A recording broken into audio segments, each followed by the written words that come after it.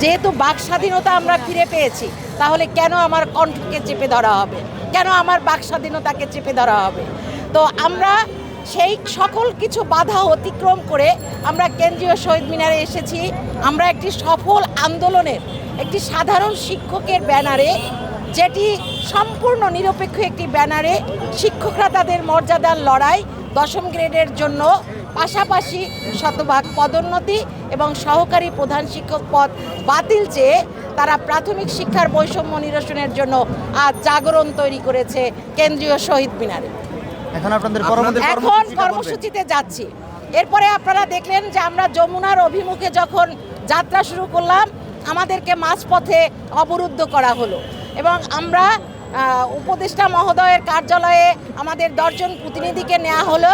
10 জন প্রতিনিধির সাথে তারা কথা বললেন, কিন্তু আমাদের চাওয়ার সাথে এবং তাদের কর্মকাণ্ডের সাথে একটু অসঙ্গতি ছিল এবং আমাদের প্রত্যাশার জায়গায় একটু অমিল থাকায় আমরা প্রত্যাখ্যান করে আমরা চলে এসেছি। এবং সকল শিক্ষকদের এবং 10 জন প্রতিনিধির সকলের সিদ্ধান্তে আমরা ঐক্যমত হয়েছি। যেহেতু আমাদের মাননীয় উপদেষ্টা মহোদয়ের মাননীয় প্রধান উপদেষ্টার কার্যালয়ে গিয়ে আমরা যতটুকু জানতে পেরেছি, আমাদের শিক্ষকদের মর্যাদার ব্যাপারে তারা ইতিবাচক। তো যার কারণে 31 তারিখ যেহেতু কনসালটেশন কমিটির রিপোর্ট প্রদান করা হবে, সেই 31 তারিখ পর্যন্ত আমরা ধৈর্য ধারণ করব এবং আপাতত আমাদের কঠোর কর্মসূচি থেকে আপাতত বের হয়ে আসব। কিন্তু উপস্থিত শিক্ষকরা আপনারা দেখতে পাচ্ছেন, এখনও শত শত শিক্ষক অবস্থান কর্মসূচিতে যাওয়ার জন্য এবং আমরণ অনশনে যাওয়ার জন্য তারা দৃঢ়ভাবে অঙ্গীকার করে আছে।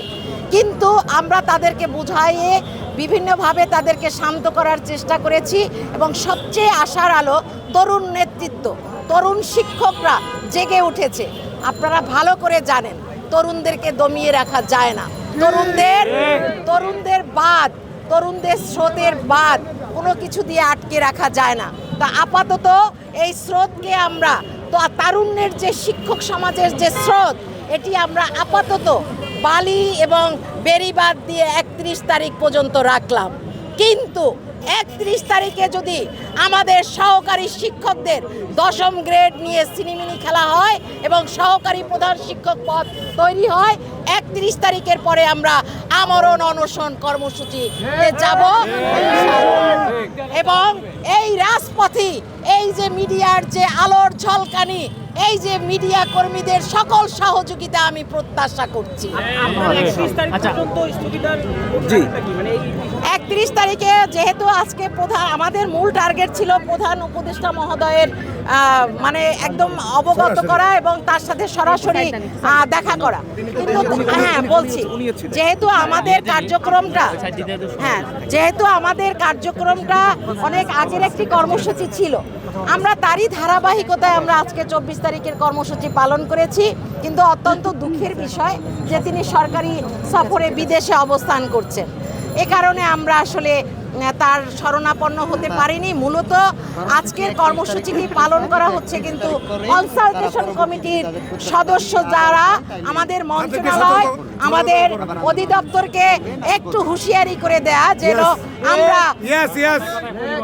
প্রাথমিক সারা বাংলাদেশের সকল বৈষম্য যেখানে পরতে নিরসন হচ্ছে, তাহলে প্রাথমিক শিক্ষার বৈষম্য নিয়ে তাদের এত উদাসীনতা কেন?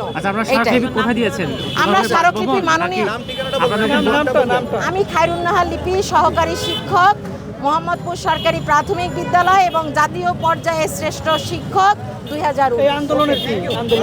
এই আন্দোলনে আমরা সবাই সমন্বয়। একজন বলেছিল আপনারা নাকি প্রধান উপদেষ্টার কার্যালয়ে নেওয়া হয়েছিল আপনাদের? জি। তাহলে কোথায় স্মারকলিপি দিয়েছেন? প্রধান উপদেষ্টার বাসভবনে নাকি কার্যালয়ে? কার্যালয়ে।